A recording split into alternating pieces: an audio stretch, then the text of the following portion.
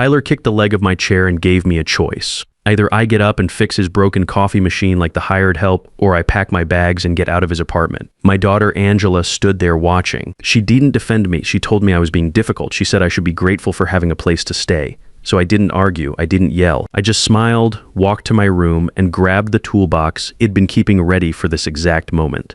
They thought they were kicking out some broke old maintenance guy who had nowhere else to go. They had no idea they were evicting their landlord. My name is Benjamin Pierce. I'm 58 years old. To my daughter and her husband, I'm just the building's handyman who lives in the basement apartment rent-free. They see the grease under my fingernails and assume I'm barely scraping by. They don't know these hands built Pierce Construction from nothing 35 years ago. They don't know I own this entire 12-unit complex we're standing in, plus 5 other rental properties across Phoenix. My net worth sits at $2.08 million, and I pull in $18,000 a month in rental income. They see a burden, I see a test, and they just failed it spectacularly. The whole thing started 2 years ago when Angela called me crying. Tyler's tech startup had crashed and burned, leaving them drowning in $180,000 of debt between his student loans and failed business expenses. They needed a place to stay while they got back on their feet. I owned this modest apartment building in Scottsdale, so I moved into the basement maintenance unit and let them have the nicest 2-bedroom on the top floor. I told them the property owner was letting them stay temporarily as a favor to me. What they didn't know was that I paid their $2,400 monthly rent through a shell company called Desert Property Management. I also secretly covered Tyler's BMW lease payments and Angela's credit card bills to keep them afloat. For 24 months, I watched Tyler treat me like his personal servant while living off my charity. He'd call me at all hours to fix leaky faucets, unclog drains, or reset circuit breakers. Not once did he say thank you. Not once did he offer to help with the work. He just assumed that's what the maintenance guy was there for. Angela was different, but not in a good way. She was polite enough, but distant. She'd make excuses for Tyler's behavior, saying he was under pressure trying to rebuild his career. She'd bring me leftover food sometimes, but it felt like charity, like she was being kind to the help. She never once asked about my life before I moved into the basement. She never wondered how a maintenance worker could afford the quality tools in my workshop, or why I seemed to know so much about property management and construction codes. This morning was different, though. Tyler walked into my small kitchen wearing his silk pajamas that cost more than most people make in a week. He looked at me like I was dirt on his expensive shoes. His hair was perfectly styled even though it was 8 a.m. on a Tuesday. He pointed at the fancy Italian espresso machine I'd installed in their apartment. "Hey Ben," he said, not bothering to make eye contact. "That piece of junk machine is acting up again. Angela's got an important Zoom call with a potential client in 20 minutes and she needs her coffee perfect. Go upstairs and fix it right now." I was sitting at my small kitchen table eating breakfast. Simple scrambled eggs and whole wheat toast. The same thing I'd eaten for 30 years. I'd worked construction since I was 23, building my company from a one-man operation into something that employed 25 people at its peak. I still preferred simple food and simple living, even though I could afford much more. I looked up at this 35-year-old kid who'd never built anything with his hands, never created a single job for another person, never solved a real problem in his life. He was telling me what to do in my own building. "I'm eating my breakfast, Tyler," I said calmly, taking another bite of eggs. "The instruction manual's right next to the machine upstairs. You've got 2 hands and a college degree. Figure it out." The silence that followed was sharp and cold. Tyler wasn't used to being told no by anyone, especially not by someone he considered beneath him. His face started turning red, and I could see the veins in his neck beginning to bulge. He stepped closer to my table, trying to use his height to intimidate me. "Listen, old man," he said, his voice getting louder. "You live here for free. You eat food that we pay for. You use electricity that we pay for. This whole setup is charity, and you damn well know it. The least you can do, the absolute bare minimum, is earn your keep when we need something done. Now get your tools and get upstairs." I turned in my chair to face him directly. I saw the bloodshot eyes from last night's wine. I saw the soft hands that had never held anything heavier than a smartphone. I saw the fear masked as aggression, the insecurity of a man who'd never accomplished anything real, trying to feel important by pushing around someone he thought was powerless. "No," I said simply. That single word hit Tyler like a slap across the face. His mouth fell open. For a few seconds, he just stood there staring at me, processing the fact that the building's maintenance guy had just refused a direct order. Then the rage took over. Tyler's face went from red to purple. He grabbed my plate with both hands and hurled it against the kitchen wall. The ceramic shattered with a loud crash, and scrambled eggs splattered across my clean white paint. Yellow yolk dripped down the wall onto my spotless floor. "Look what you made me do," he screamed, pointing at the mess. "Look at this disaster. You're clumsy and you're useless, and now look what happened. Clean it up." Clean it up right now? I didn't move to clean up Tyler's mess. I stood up slowly, brushing a piece of egg off my flannel shirt. My heart was beating steady and calm. This was it. This was the moment E'd been waiting for. E'd given them every chance to show some basic decency, some gratitude, some respect. There was nothing here but rot. "What's going on down here?" The voice came from the stairway. Angela appeared in her silk pajamas, looking from the broken plate to Tyler's red face, and finally to me. I waited. I waited for her to ask if I was okay. I waited for her to tell her husband he couldn't treat her father like an animal. I waited for the girl I'd raised to show up. Instead, she sighed. It was a long, irritated sigh that told me everything I needed to know, Dad. "Seriously," she said, walking over to stand next to Tyler. "It's 8 in the morning. Why are you provoking him?" I stared at my daughter. Provoking him? He threw my breakfast at the wall. "Tyler's under enormous pressure, Dad," she snapped, cutting me off. "He's got 3 investor meetings this week, trying to get funding for his new venture. He's carrying the weight of rebuilding our entire financial future. He asked for a simple favor. Is fixing a coffee machine really too much to ask after everything we do for you? Everything they did for me?" I almost laughed out loud. I thought about the $2,400 monthly rent check I wrote for their apartment. I thought about the $600 BMW payment I covered every month so Angela could drive to her part-time marketing job. I thought about Tyler's $800 monthly credit card bills I'd been paying to keep his credit score from completely tanking. Tyler stepped between us, emboldened by Angela's support. He puffed out his chest, trying to intimidate me with his height advantage. "I'm done with this charity case," Tyler announced, pointing his finger at my face. "I'm giving you an ultimatum, old man. Right here, right now. You either get down and clean up this mess, learn to show some respect for the people putting a roof over your head, or you pack your bags and get out today." Angela crossed her arms and stared at me with those cold, judgmental eyes I'd been seeing more and more lately. Maybe he's right, Dad. Maybe this arrangement isn't working anymore. You're too set in your ways. You're stubborn. If you can't help out when we need it, if you can't support Tyler when he's under stress, then maybe you should find somewhere else to go. The air in that small kitchen felt thin. I looked at the broken ceramic scattered across my floor. I thought about all those Saturday mornings when Angela was little, how we'd make pancakes together while her mother Kate slept in. I thought about the nights I worked double shifts so we could afford to send Angela to private school. I thought about Kate on her deathbed, making me promise to always look after our little girl. I had looked after her. I'd built this whole empire so she'd never have to worry about money or security. I'd been her safety net for 32 years, invisible and strong, and now they were cutting the net. I smiled. It wasn't a happy smile.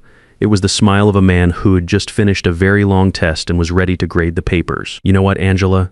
You're absolutely right," I said, my voice calm and steady. "This arrangement isn't working at all." I stepped over the broken eggs and walked past Tyler, who was breathing heavily, still waiting for the fight I wasn't going to give him. I walked past my daughter, who suddenly couldn't meet my eyes now that the decision was made. I went to my small bedroom and opened the closet. My toolbox was there, along with a duffel bag I depacked 3 days ago when Tyler made his comment about putting the old man in a home where he belongs. I grabbed both bags and walked back through the apartment. Tyler and Angela were standing in the kitchen, already arguing about who was going to clean up the mess and whether they should call a cleaning service. They didn't even notice me heading for the front door. I opened it and stepped into the Phoenix morning heat. It was already 95 degrees at 8:30 a.m., and the day was going to be a scorcher. I pulled out my phone and dialed the number I'd been keeping on speed dial for exactly this moment, Victor. I said when my lawyer picked up on the first ring, "It's been time to execute the plan, cut them off, stop all the payments, cancel the lease, and send Carl around to pick me up. I'm done playing the broke maintenance guy." I stood on the sidewalk in front of my own building, waiting. Behind me, Tyler was probably pouring himself a victory drink, celebrating the fact that Head finally gotten rid of the deadweight. He thought Head cleared out the problem. He had no idea that the man walking away with a toolbox and a duffel bag was the only thing standing between him and complete financial catastrophe. A black Cadillac Escalade turned the corner and pulled up to the curb. Carl Jensen, my security guy and driver for the past 15 years, got out and opened the rear door. He was wearing his usual dark suit and had the kind of build that made people think twice about causing trouble. "Good morning, Mr. Pierce," he said, taking my bags. "I take it the experiment is over." "It's over," I said, sliding into the leather back seat. "Take me to the office, Carl. We've got some phone calls to make." As the Escalade pulled away from the curb, I watched my apartment building disappear in the side mirror. It was a nice building, well-maintained, in a good neighborhood. I'd bought it 8 years ago as an investment property and had put a lot of work into upgrading the units. Now Angela and Tyler were about to find out what it really cost to live there. Within 1 hour of leaving that apartment, every automatic payment that had been keeping Tyler and Angela's lifestyle afloat stopped cold. Victor worked fast. The shell company lease was terminated for violation of occupancy terms. Tyler's BMW lease payments bounced. Angela's credit cards hit their spending limits. The money spigot he'd been secretly operating for 24 months shut off completely, but cutting them off was just the beginning. Tyler thought he was smart enough to manipulate an old man. I decided to test exactly how smart he really was. From my office downtown, I could monitor everything through the security camera system ID had Carl install throughout the building 6 months ago. It was all legal, common areas, and maintenance access points, the kind of surveillance any property owner would have. I watched Tyler pace around their apartment for 3 days, making frantic phone calls to credit companies and banks, trying to figure out why everything was suddenly going wrong. On day 4, I had Victor plant some documents in my old basement apartment, a fake property deed for a vacant lot in Tempe that I actually owned, made to look like it was worth $400,000. I knew Tyler would go looking for anything valuable once the bills started piling up. He was predictable that way. Sure enough, on Thursday night, my cameras caught Tyler using a crowbar to break into my former apartment. He spent 2 hours going through everything, searching for cash, valuables, anything he could sell. When he found the fake deed tucked inside an old toolbox, I watched him photograph it with his phone. He thought heads struck gold. The next morning, Angela called me. "First time in 5 days, Dad, we need to talk," she said, her voice strained. "There's been some kind of mistake with our accounts. Everything's frozen. Tyler thinks maybe you could help us figure out what happened to the automatic payments." "What automatic payments?" I asked, keeping my voice neutral. "You know, the rent assistance the property owner was giving us. Tyler says maybe you could talk to him, explain our situation." I almost felt sorry for her. She still had no idea who actually owned the building.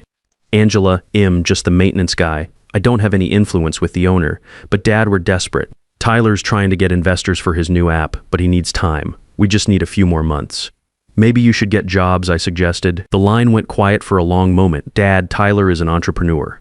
Hez building something important. He can't waste time on some minimum wage job when he's this close to a breakthrough." I hung up. Some people only learn the hard way. 2 days later, my contacts in the Phoenix real estate community started calling. Tyler was shopping around trying to sell property he didn't own. Head even had fake transfer documents drawn up, complete with a forged signature. He was using the name of some disbarred lawyer named Rex Stevens, who operated out of a strip mall and charged $500 for any document you needed. Perfect. I had him on breaking and entering, theft, and now attempted fraud. The trap was set, but I wanted to spring it publicly. The Phoenix Real Estate Development Awards were happening the following Saturday. I'd been nominated for a Lifetime Achievement Award for my affordable housing projects over the years. The timing couldn't have been better. I called the event coordinator and confirmed my acceptance speech. Then I had Carl do some research on Tyler's background. What he found was interesting. Tyler hadn't just failed at one startup, had burned through $300,000 of investor money on 3 different ventures over the past 5 years. Each time, had blamed market conditions, unfair competition, or bad partners. Had never taken responsibility for any of his failures. The pattern was clear. Tyler was a professional victim who'd learned to live off other people's charity while maintaining the fiction that he was a misunderstood genius. Angela had just been his latest mark. Friday afternoon, Tyler called me directly. First time in 2 years Head ever dialed my number. "Ben, we need to meet," he said, trying to sound friendly. "I found something in your old apartment that I think you'll want back. Some important paperwork that got left behind." "What kind of paperwork?" I asked. "Property documents. Maybe we could grab coffee and I could return them to you." So he wanted to meet face to face to try his scam. This was getting better by the minute. "How about we meet at the Phoenician tomorrow night?" I suggested. "It'll be there anyway for a work event. The Phoenician, that's pretty fancy for a maintenance guy. Company event, free food." He agreed to meet me at 7 p.m. in the resort lobby. He had no idea he was walking into his own public execution. Saturday morning, I got dressed in my best suit. Dark navy, Italian wool, tailored specifically for my frame 3 years ago. I put on the Rolex Kate had given me for our 20th anniversary. I looked in the mirror and saw the man I really was, not the character E'd been playing for Tyler's benefit. Angela called one more time before the event. "Dad, Tyler's really excited about meeting you tonight. He says he found something that could solve all our financial problems. Is that right? He won't tell me what it is, but he's been in a great mood all day. Maybe this whole mess will finally get sorted out. Maybe it will, Angela. Maybe it will." I hung up and finished getting ready. In 3 hours, Tyler Rodriguez would learn the difference between confidence and competence, and Angela would learn what it really meant to stand on your own 2 feet. The Phoenix Real Estate Development Awards ceremony was held in the grand ballroom of the Phoenician Resort. About 400 people from the industry filled the room, everyone from small-time property managers to major developers who'd shaped the city skyline. I sat at table 3, close to the stage, wearing my navy suit and feeling completely at home among these people who understood what it meant to build something real. Tyler arrived at 6:45 p.m., 15 minutes early and clearly nervous. He was wearing a rumpled suit that looked like Head borrowed it from someone else. His hair was slicked back and he kept checking his phone every few seconds. He didn't have a ticket to the event, of course. His credit cards couldn't handle the $150 entry fee, but Eid arranged for him to be added to the guest list under my name. He found me at my table and sat down without being invited. "Ben, good to see you," he said, trying to sound casual. "Nice event. Didn't know you had connections in the real estate world. Company puts on a good show," I replied, sipping my water. "You said you found something of mine?" Tyler glanced around the room nervously, then leaned closer. "Yeah, about that. I was helping clean out your old apartment and I found some paperwork. Property documents. Looked pretty valuable. What kind of property?" "A lot in Tempe. According to the deed, it's worth around $400,000. He paused, watching my reaction. "Thing is, Ben, I know you're going through some financial difficulties right now, living in that basement, working maintenance. Maybe we could work something out. I've got connections with investors, people who could help you liquidate that property quickly." I nodded slowly. "That's very generous of you, Tyler. I'm thinking 60-40 split. You get the majority, obviously, but ID handle all the paperwork, find the buyers, take care of the legal stuff. You wouldn't have to worry about any of it." 60-40 sounds fair, I said. "Do you have the documents with you?" Tyler's eyes lit up. He reached into his jacket and pulled out a manila envelope right here. "I even had my lawyer friend look them over. He says it's all legitimate." "Your lawyer friend?" "Rex Stevens. His got experience with property transactions." "Rex Stevens." The disbarred attorney hodged $500 to forge any document you needed. This was getting better by the minute. The lights dimmed and the ceremony began. Tyler sat through the first hour of awards, getting more impatient by the minute. He kept checking his watch and glancing at the envelope in his lap. He was convinced he was sitting on a gold mine and couldn't wait to cash in. Finally, the Master of Ceremonies reached the Lifetime Achievement Award. Our final honor tonight goes to a man who spent 35 years building affordable housing throughout the Phoenix metro area. His company has constructed over 300 residential units, created thousands of jobs, and contributed millions in economic development. Please welcome the founder of Pierce Construction and owner of multiple residential properties throughout Scottsdale and Phoenix, Benjamin Pierce. The applause was thunderous. 400 people stood up, recognizing work they knew and respected. I stood up from my chair and walked toward the stage. Behind me, I could hear Tyler's sharp intake of breath as the pieces finally started falling into place. I accepted the Crystal Award and stepped to the microphone. The spotlight was warm, the room was quiet, and every eye in the building was focused on me. "Thank you for this incredible honor," I began. "I've spent my entire adult life in construction and real estate because I believe in building things that last. I believe in creating value. I believe in taking care of the people who depend on you." I paused, letting the room settle. 2 years ago, I decided to conduct an experiment. I wanted to see what would happen if I lived anonymously in one of my own properties, watching how people treated someone they thought was powerless. The room was dead silent. Tyler had gone completely white. The person sitting at my table tonight spent 2 years treating me like his personal servant. He kicked my chair, threw my food against the wall, and told me to get out of my own building because I wouldn't make his coffee. Gasps rippled through the crowd. People turned to stare at Tyler, who was frantically looking for an exit. This same person broke into my apartment, stole property documents, and is currently trying to sell land that doesn't belong to him using forged signatures from a disbarred attorney. Tyler bolted from his chair and tried to run. Security was already moving to intercept him. They grabbed him near the ballroom doors while the entire room watched. "The Phoenix police have been very interested in those forged documents." I continued into the microphone. "Amazing how people reveal their true character when they think nobody important is watching." They escorted Tyler out in handcuffs while the crowd erupted in shocked conversation. I finished my speech, thanked the audience again, and left through the side exit. Angela was waiting in the hallway, tears streaming down her face. "Dad, I had no idea about any of this." Tyler never told me about the documents. I stopped and looked at my daughter, Angela. You stood in that kitchen and watched him humiliate me. You chose his comfort over your father's dignity. This isn't about the money or the property. It's about respect. But I didn't know who you really were. You knew who I was. I was your father. That should have been enough. Tyler got 18 months probation for fraud and forgery. He had to pay $50,000 in restitution and move back to California to live with his parents. His investor meetings mysteriously dried up when word got around about his arrest. Angela lost the apartment and had to find her first real job in years. She rented a small studio across town and worked as a receptionist at a dental office. For 10 months, we didn't speak. Then I got a handwritten letter in the mail. Dad, I saved $1,200 for a security deposit on a better apartment. I earned every dollar myself. I finally understand what you were trying to teach me. Can we have coffee? Angela, we met at a small cafe near her work. She looked tired but different, stronger somehow. She didn't ask for money. She didn't make excuses. She just apologized and told me about her job, her plans to take night classes, her goal of starting her own marketing business. 6 months later, I co-signed her loan for a modest condo. Not a gift, a loan. She's been making payments on time ever since. Last week, she brought me dinner and we sat on her little patio, talking about her business plan.